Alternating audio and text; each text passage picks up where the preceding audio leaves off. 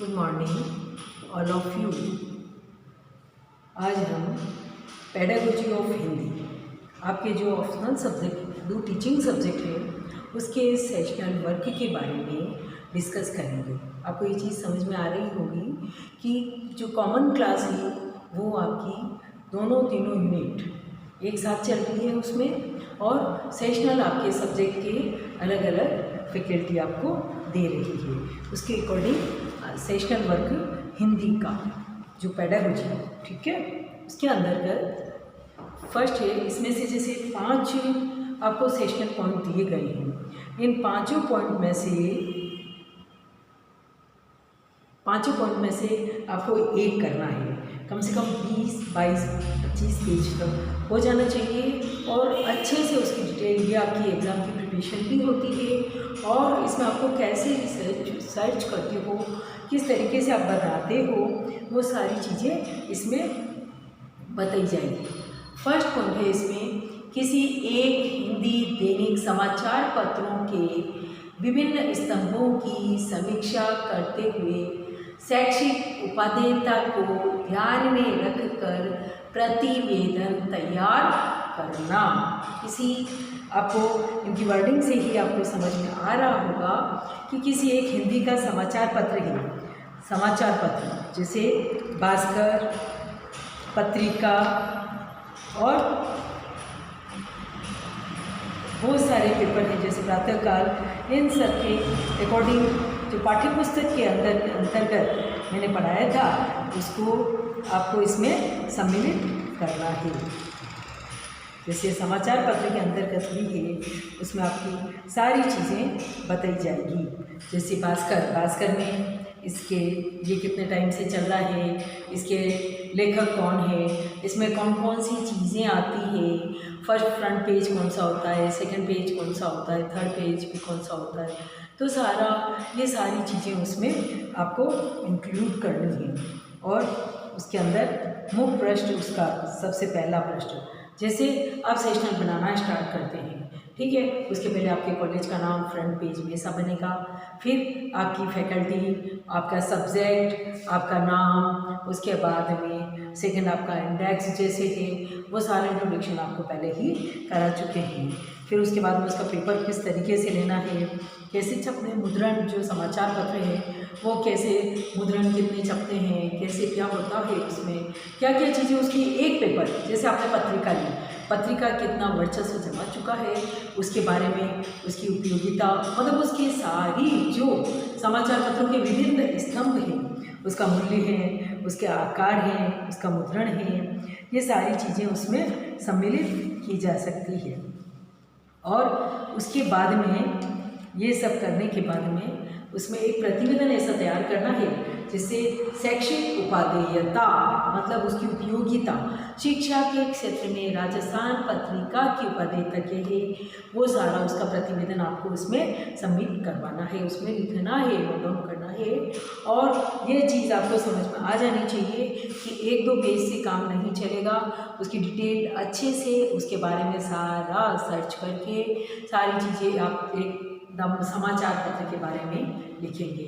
और फिर उसमें एक तरफ फ्रंट पेज, मतलब फ्रंट पेज हो गया आपका कॉलेज का नाम, और ये सेकंड पेज पे आपका इंडेक्स हो गया, इंडेक्स में उनमें कौन कौन से पॉइंट सबमिट कर रहे हो उन पॉइंट्स के बारे में। फिर आप क्या करोगे, एक सीधे हाथ जो राइट हैंड साइड का पेपर है उस तरफ लिखोगे, लेफ्ट पेपर की साइड में आपको फ़ोटो चिपका कर लाना है, जैसे फर्स्ट ईयर में आपने सेशनल बनाए थे उसी तरीके से इसको अच्छे से तैयार करोगे।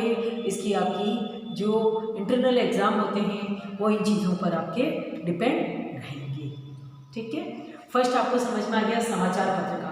इन 5 में से आपको सिर्फ एक करना है, इतने अच्छे से करना है कि शायद लगे कि कोई भी नहीं कर पाता है, इसमें और कुछ कमी रह गई, ठीक है। फर्स्ट पॉइंट आपका क्लियर हो चुका है।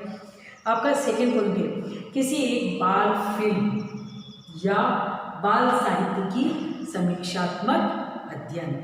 बाल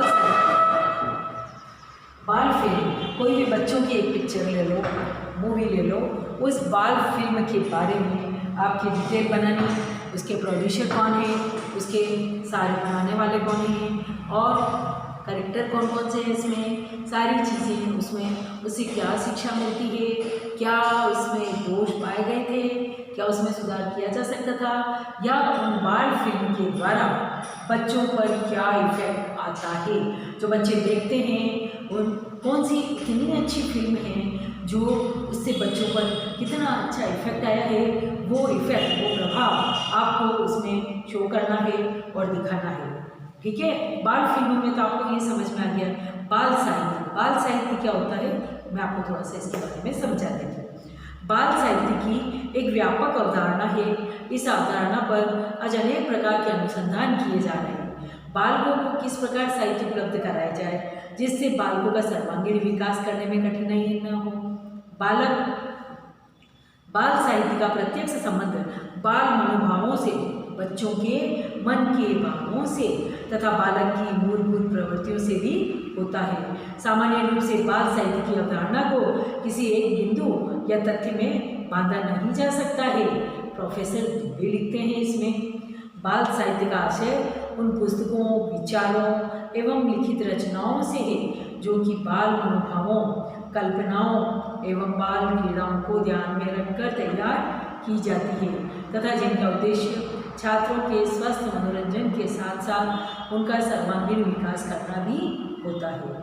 बाल साहित्य जैसे चंपक, मनोरमा, बच्चों की किताबें हैं, जैसे जानवर की है, पशु पक्षियों की बुक्स हैं, स्टोरी की बुक है ना, ये सारी चीज़ें उसमें होती है।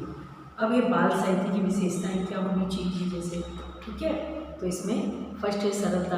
अच्छे बाल साहित्य में सरलता एवं बोधगम्यता का गुण पाया जाता है। बाल साहित्य में उन शब्दों का प्रयोग किया जाना चाहिए जो कि परिवेशीय प्रचलन में हो, जिनको एक छात्र सरलता से समझ सके, साहित्य के भाव को आत्मसात कर सके। अधिक कठिन शब्दों का प्रयोग बालकों के लिए नहीं रह जाता है, वरन वह प्रयोगों के साहित्य का बन जाता है। स्पष्ट सेकंड है आपका। बाल साहित्य इस प्रकार का होना चाहिए कि प्रत्येक जिससे बालक कविता के भाव को समझ सके तथा कार्टून चित्रों में प्रत्येक चित्र को स्पष्ट बनाना चाहिए जिससे कार्टून के प्रस्तुतिकरण का भाव समझा जा सके। इस प्रकार अच्छे बाल साहित्य में स्पष्टता पाई जानी चाहिए। थर्ड है ज्ञानप्रद साहित्य। बाल साहित्य का उद्देश्य मात्र क्या होना चाहिए, मनोरंजन करना नहीं होना चाहिए, वरन उसमें समाहित कविता, कहानी एवं पहेलियों के माध्यम से छात्रों को किसी न किसी प्रकार की शिक्षा अवश्य प्राप्त होनी चाहिए जिससे छात्रों के ज्ञान में वृद्धि हो तथा उनके सर्वांगीण विकास का मार्ग भी प्रशस्त हो सके। इसलिए विद्वानों का मानना है कि एक अच्छा बाल साहित्य ज्ञानप्रद होता है। नेक्स्ट है स्तरानुकूल। जैसे स्टैंडर्ड फर्स्ट के बच्चे हैं, नर्सरी स्टैंडर्ड हैं, सेकेंडरी स्टैंडर्ड के स्टूडेंट्स हैं, तो वो किस तरीके से अपने स्तरों के अनुकूल, जैसे कक्षा 1 के छात्रों के लिए कहानी या कविता पढ़ने का कोई औचित्य नहीं होता, क्योंकि बालक जब हिंदी पढ़ना ही नहीं जानता तो वह कहानी एवं कविता पढ़ने में सक्षम नहीं हो सकता। कक्षा 1 के लिए बाल साहित्य के रूप में चित्र, कार्टून संबंधी साहित्य या अक्षरों के साथ साथ चित्र संबंधी साहित्य अधिक उपयोगी माना जा सकता है। नेक्स्ट है पूर्ण मनोरंजन। बाल साहित्य में मनोरंजन की सुविधा का विशेष ध्यान रखना चाहिए। यदि बालकों में साहित्य के पठन में रुचि उत्पन्न नहीं होती तो वह साहित्य बालकों के योग्य नहीं है और न ही उस साहित्य को उपयोगी एवं श्रेष्ठ माना जा सकता है। बाल साहित्य की प्रमुख विशेषता मनोरंजन होती है। यदि बाल साहित्य मनोरंजनात्मक नहीं होता तो शीघ्र ही छात्रों को उसमें रुचि हो जाएगी। जैसे खेल खेल में बच्चों को पढ़ाना है ना, तो जैसे कार्ड है, वो कार्ड को जोड़ना, जानवरों को चित्र बनाना, कलर्स भरना, तो सारी चीज़ें उसमें कर सकते हैं। नेक्स्ट है स्वास्थ्य से संबंधित। सामान्य रूप से स्वास्थ्य लाभ से संबंधित तथ्यों को भी बाल साहित्य में समावित किया जाता है। यह बालकों को विभिन्न प्रकार की कहानियाँ एवं चित्रों के माध्यम से स्वास्थ्य संबंधी जानकारी प्रदान की जाती है। इसलिए बाल साहित्य में उन कविता एवं कहानियों को स्थान प्रदान किया जाता है। नेक्स्ट है व्यक्तिगत स्वच्छता जैसे, है ना, सामान्य रूप से छात्रों में सफाई की आदत का विकास विकास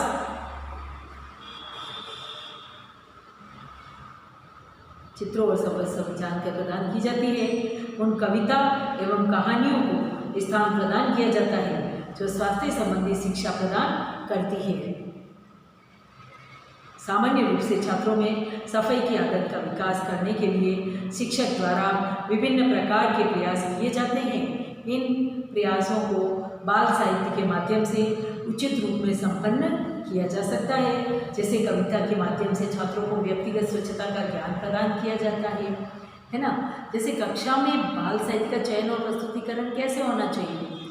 बाल साहित्य का संकलन करने के लिए सर्वप्रथम शिक्षक को बाल मनोभावों का ज्ञान होना आवश्यक हो। एक टीचर को बच्चों की इच्छाओं के बारे में, उनके मन के बारे में सारी चीज़ें समावेशित उसमें होनी चाहिए और शिक्षक को पता होना चाहिए। नेक्स्ट है जैसे बाल साहित्य के संकलन में छात्रों के स्तर का ध्यान रखना चाहिए। फिर है बाल साहित्य का संबंध हमारे परिवेश से होना चाहिए। हमारे आसपास का वातावरण भी उसमें सम्मिलित होना चाहिए।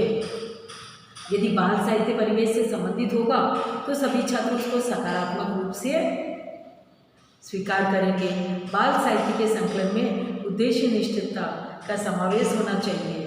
बाल साहित्य के संकलन में व्यापकता का समावेश होना चाहिए। कविता, कहानी, लोकगीत, खेल, नाटक, निबंध, पहेली, चित्र, चुटकुले, बच्चों की चुटकुलियों की बाल साहित्य की किताबें आती हैं, है ना। तो बच्चे उनमें कितना इंटरेस्ट लेते हैं, उसको पढ़कर इतने खुश रहते हैं कि अपने खुद अगर कोर्स की कोई बुक भी होगी तो उसमें उनकी रुचि भी बढ़ती जाएगी। उससे ये भी शिक्षा मिल जाती है उनको। नेक्स्ट है बाल साहित्य, कविता, कहानी, चुटकुले, इससे अधिक लाभ छात्रों को होगा। जिस छात्र की जिस विधा में रुचि होगी उसके अनुसार ही वह उस साहित्य को पढ़ने का प्रयास करेगा तथा उसका ज्ञान प्राप्त कर सकेगा। बाल साहित्य के संकलन में स्थानीय घटनाओं एवं सांस्कृतिक तत्वों का समावेश भी करना चाहिए।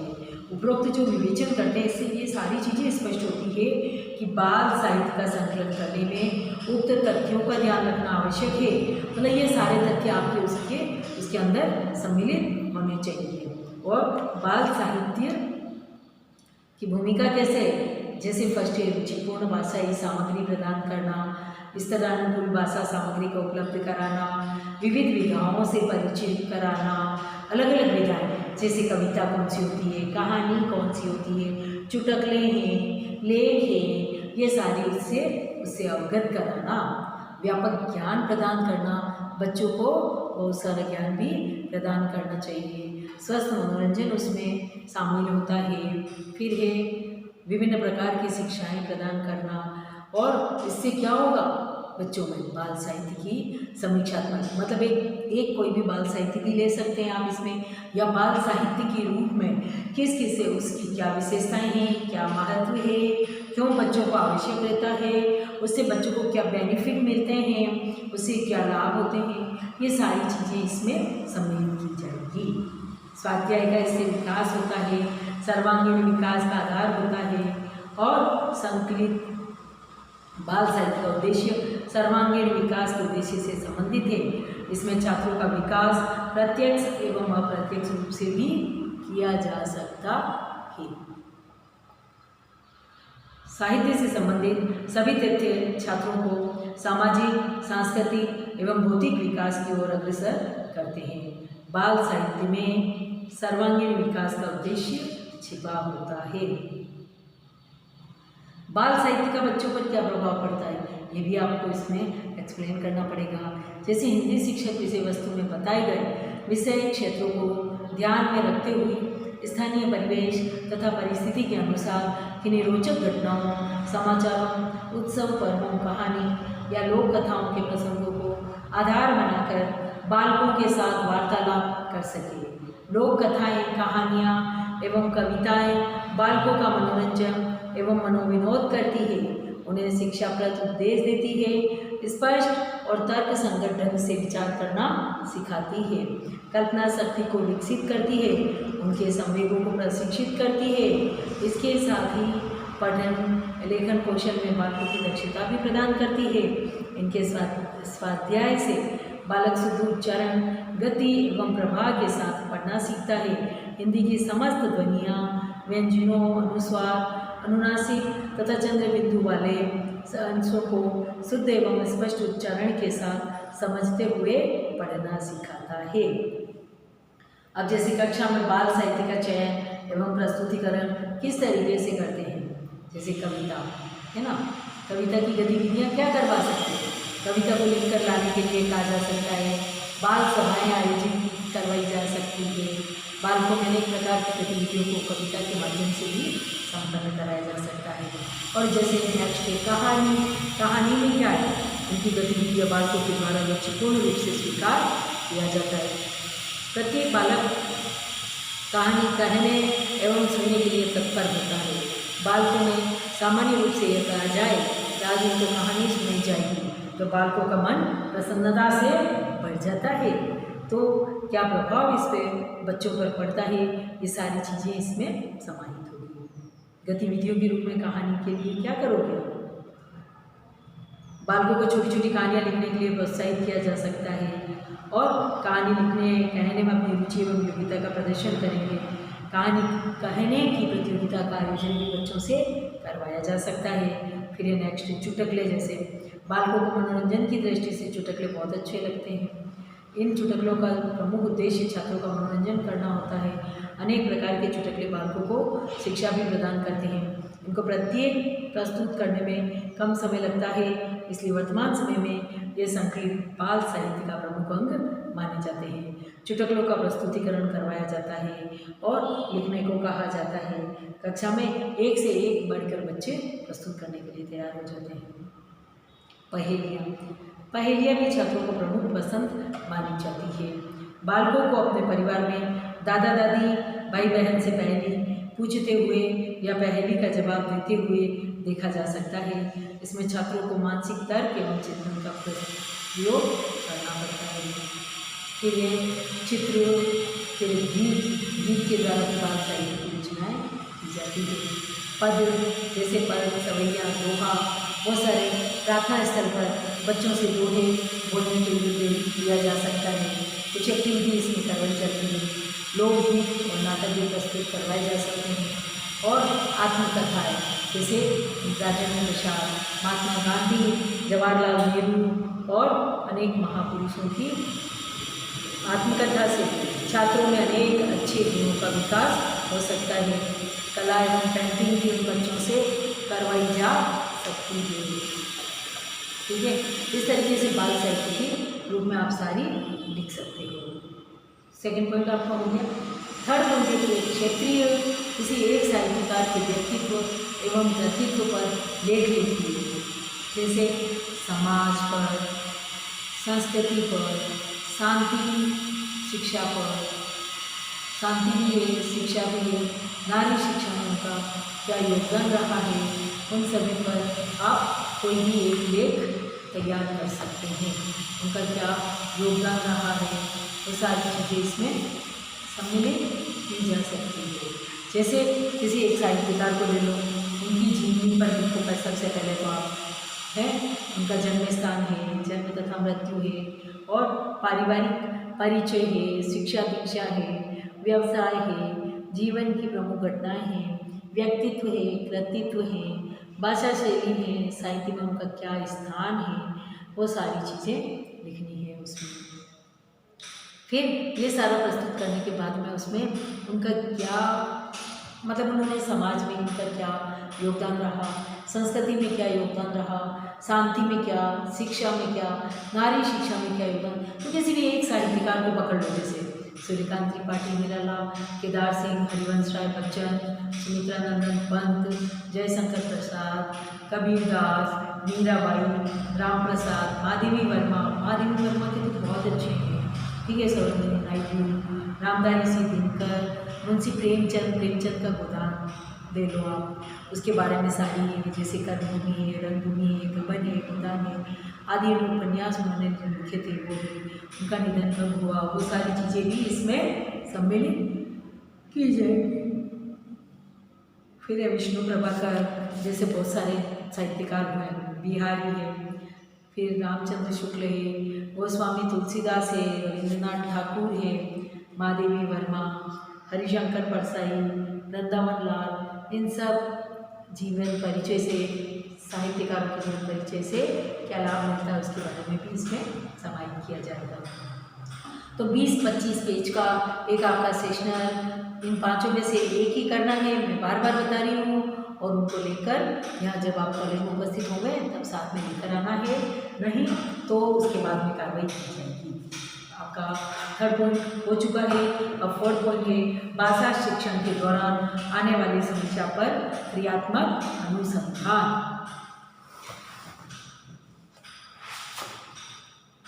क्रियात्मक अनुसंधान का मतलब क्या होता है? क्रियात्मक अनुसंधान की आवश्यकता और महत्व क्या होता है, इसका उपयोग क्यों होता है, इसके बारे में थोड़ी चर्चा कर लेते हैं।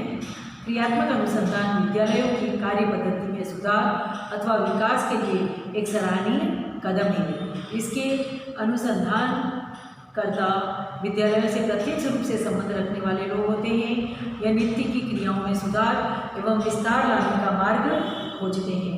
हम नित्य जो कार्य करते हैं उसको शैली में, उसकी पद्धति में अभिष्ट प्रभाव उत्पादकता लाना क्रियात्मक अनुसंधान का लक्ष्य होता है। इसके द्वारा व्यवहार में सुगमता लाने का प्रयास किया जाता है। शिक्षा के क्षेत्र में क्रियात्मक अनुसंधान के द्वारा ही सीखने के नए सिद्धांत और विधियाँ संभव हुई है। जॉन ड्यूई की प्रोजेक्टर पद्धति, फ्रोबेज की किंडरगार्टन प्रणाली एवं मारिया मोंटेसरी की प्रणाली इसके जीवंत उदाहरण है। क्रियात्मक अनुसंधान में कार्य पक्ष पर अधिक बल दिया जाता है। शिक्षक अपनी शिक्षण प्रक्रिया, प्रधानाचार्य और अपने विद्यालय की प्रशासनिक एवं शैक्षणिक क्रियाओं तथा व्यवस्थापक एवं विद्यालय निरीक्षक अपनी अपनी क्रियाओं में उपयुक्त परिवर्तन, संशोधन एवं सुधारात्मक विधिवत रूप में लाने का प्रयत्न करते हैं। मुनरो के अनुसार जैसे अनुसंधान से आशय एक ऐसी पद्धति से है जो किसी समस्या के अध्ययन हेतु स्थायी अपनाई जाती है तथा जिसमें समस्या के प्रति दिए गए सुझावों की पुष्टि तथ्यों द्वारा की जाती है। ये तथ्य संपत्ति के रूप में अथवा विवरण पत्रों, लेख पत्रों, प्रश्नावलियों के उत्तरों, परीक्षाओं के अंकों तथा प्रयोगों द्वारा प्राप्त होने वाली प्रदत्तों के रूप में हो सकते हैं।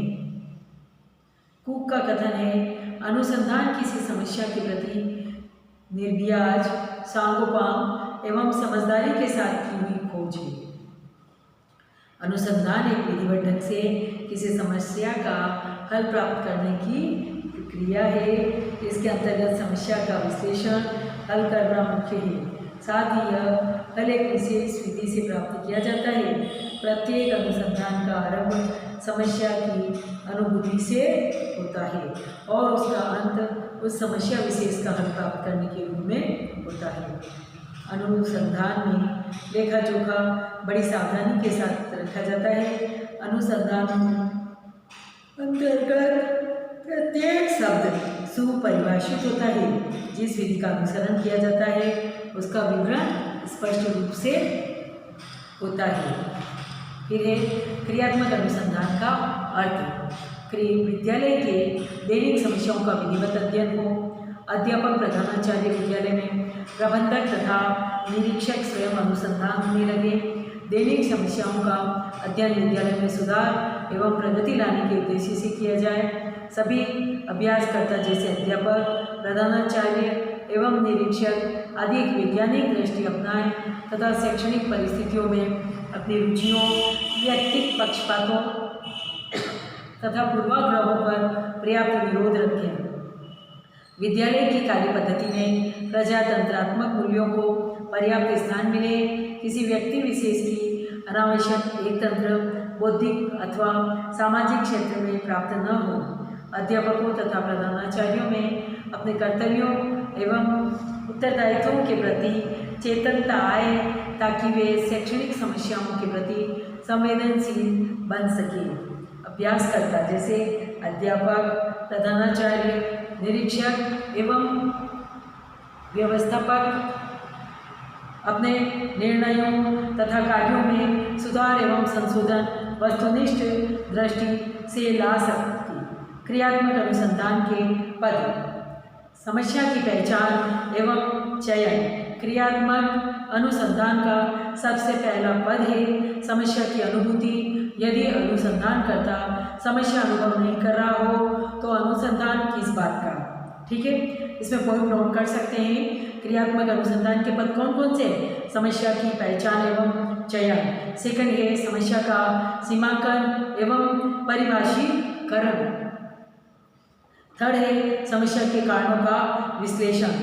नेक्स्ट है क्रियात्मक उपकल्पनाओं का निर्माण। नेक्स्ट, क्रियात्मक उपकल्पनाओं के परीक्षण हेतु उपयुक्त रूपरेखा निर्माण। नेक्स्ट है क्रियात्मक उपकल्पनाओं का सत्यापन। और लास्ट है निष्कर्ष प्रतिपादन। और हिंदी शिक्षण में क्रियात्मक अनुसंधान की रूपरेखा निम्न प्रकार से की जाती है। फर्स्ट उनको समस्या, छात्रों का क्या समस्या है, किसी एक छात्र का अगर करना है तो क्या समस्या है, वो समस्या छात्रों का जैसे हस्तलेखन सुंदर न होना। समस्या कथन। थर्ड है समस्या का सीमांकन। फोर्थ है समस्या परिभाषीकरण। फिर है अध्यापक। नेक्स्ट है छात्र। फिर है लिखित कार्य, उसकी अवहेलना। और नेक्स्ट लास्ट पॉइंट है समस्या के कारण, जैसे क्या क्या कारण उसमें है। फिर क्रियात्मक परिकल्पनाएं इसमें क्या क्या पाई जाती है उसके बारे में आपको लिखना है। फोर्थ पॉइंट कंप्लीट हो चुका है। फिफ्थ पॉइंट है 2 वर्षीय प्रशिक्षण काल के दौरान जो सीखा ग्रहण किया उसको ध्यान में रखते हुए प्रतिवेदन तैयार करना। 2 साल के प्रशिक्षण काल के दौरान आपने क्या कॉलेज में सीखा, क्या लेसन में आपने गए वो सीखा, किस तरीके से बच्चों को आपको ये करवाना है तैयारी वो सीखा, कैसे क्लास में आपको मेंटेन करना है वो चीज़ है, कैसे समस्या आती है उनको है, इन सभी का इसमें आपको सब प्रतिवेदन बनाकर उन सभी चीज़ों को आपको ध्यान में रखकर एक प्रतिवेदन तैयार करना है और उस प्रतिवेदन को अपने शब्दों में ही तैयार किया जाए। फिर जैसे उसकी किसी बच्चे की कैसी स्टडी करनी है वो भी आप इसमें कर सकते हैं। और